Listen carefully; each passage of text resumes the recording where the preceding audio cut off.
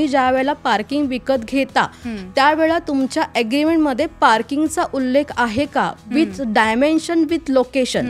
म्हणजे तुम्ही त्या पार्किंगचे डायमेन्शन सुद्धा त्या ॲग्रीमेंटमध्ये मेन्शन करणं आता कंपल्सरी केलं. म्हणजे ॲग्रीमेंटला तो प्लॅन लावलाय का, त्याचे लोकेशन प्लॅन लावलाय का, त्याला हॅच केलाय का, हे सगळं आता बघितलं जातं.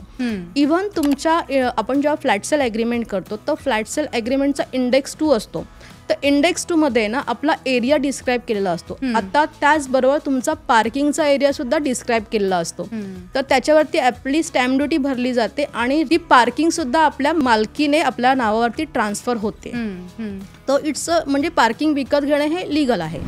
आता as per RERA structural defect म्हणजे डिफेक्ट लायबिलिटी बिल्डरसाठी 5 वर्षाची केलेली आहे. म्हणजे बिल्डरवरती ती रिस्पॉन्सिबिलिटीज टाकलेली आहे. तर मेजर डिफेक्ट काहीतरी स्ट्रक्चरल डिफेक्ट असेल किंवा तुमचं कन्सिल्ड वायरिंग किंवा कन्सिल्ड प्लंबिंगमध्ये काही मेजर इश्यू असेल तर बिल्डर ते 5 वर्षापर्यंत मोफत तुम्हाला फ्री ऑफ कॉस्टमध्ये तुम्हाला ते सॉल्व करून देऊ शकतो.